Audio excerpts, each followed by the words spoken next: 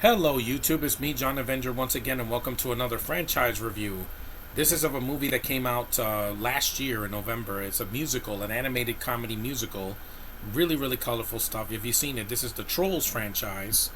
I've reviewed 1 and 2 already on my old channel, so this is the third one that came out last year. Hold on.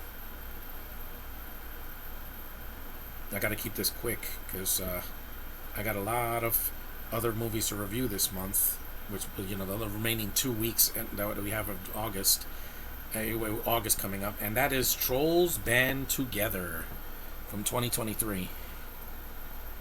That's Poppy and her sister Viva, voiced by Anna Kendrick and Camila Cabello, who does fine. She's not introduced until like halfway through the film, because it's mostly about Justin Timberlake's character, Branch and his brothers. It's a very sibling movie, which I get because I have a brother and I have a sister. So you guys, if you have a brother or sister, you'll definitely relate to this. I had a blast. I thought this was much better than the second one.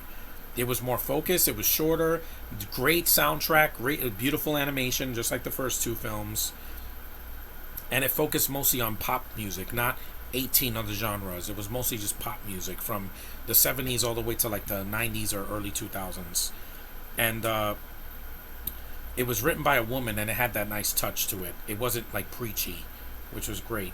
And the plot is, Branch and Poppy are officially a couple attempt to rescue Floyd, one of his brothers from the boy band Prozone, while reuniting Branch's brothers after the boy band phenomenon Prozone was disbanded.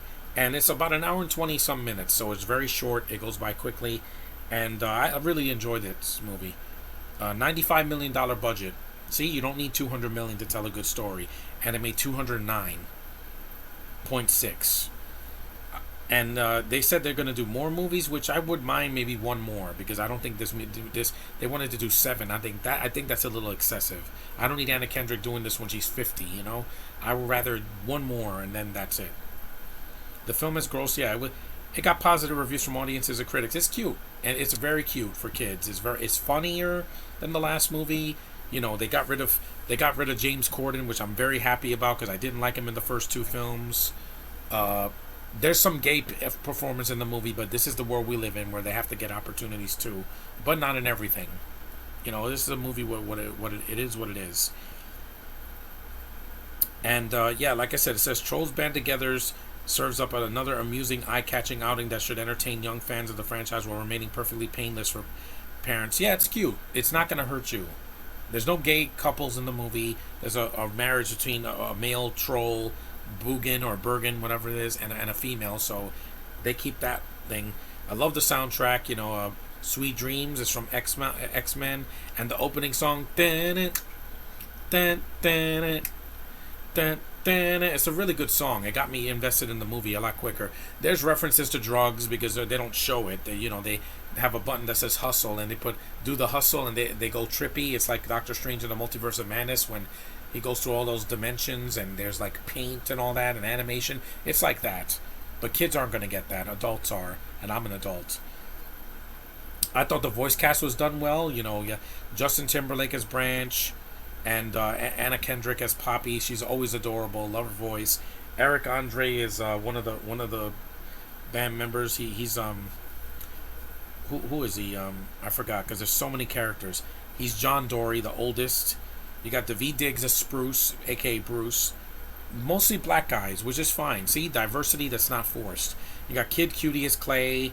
You got Kevin Michael Richardson and Mr. Dinkles, who's only in like 2 scenes. You got Ron Funches as Cooper, one of the princes. You got Kenan Thompson as Tiny Diamond. Amy Schumer is Velvet, but she doesn't sing in the movie because she's not a singer, so she has a backup singer. And you got Andrew Ronalds as her brother Wiener. They're like robots. They're Mount Region,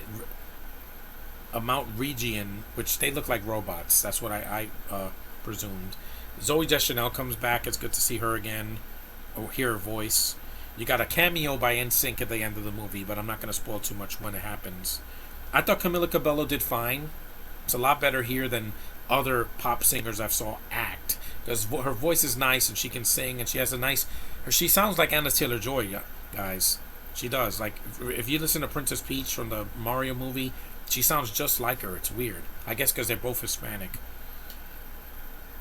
The villains I thought were kind of lame here, though. They're not as good as the villains in the first movie, or even the villain in the second movie, or even the villain in the last Despicable Me movie, which I thought was way more entertaining and way more trendy. They're just robots that are doing a milli vanilli. They're stealing someone else's talent and passing it off as their own, and they get away with it. You know, like Milli Vanilli did.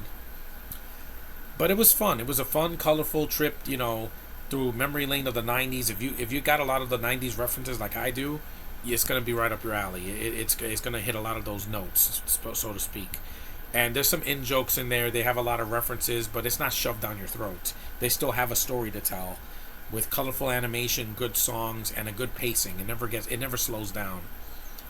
And Anna Kendrick deserved that Kids' Choice Award for Best Favorite Female Voice. She's got a great voice, a cute, feminine, very very sweet voice for Poppy. Would love to see if she did a Spider-Verse movie, her or Caitlin Dever. That would be amazing. I would love that. And they want to do more, but I don't think they should do 7. For the next movie, they wanted to reunite One Direction. Don't do that. Don't do that. Harry Styles cannot act. He's not an actor. He's barely a singer now.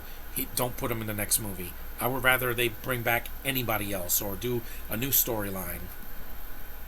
Do goblins instead of trolls. That fight the trolls or something. Do something different.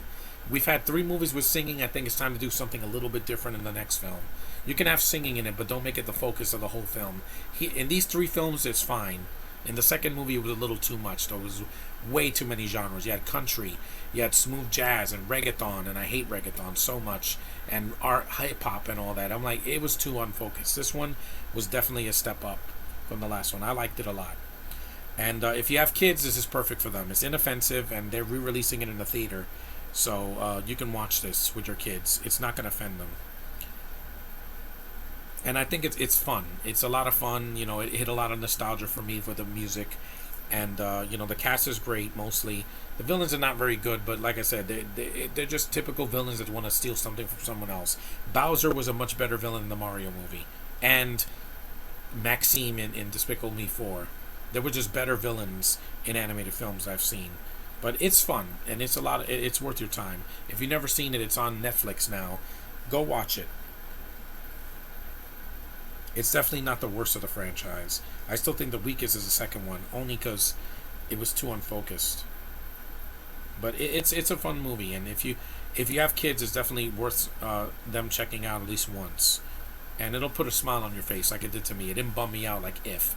But thanks for watching, guys. Acknowledge me, and I'll see you guys in the next review.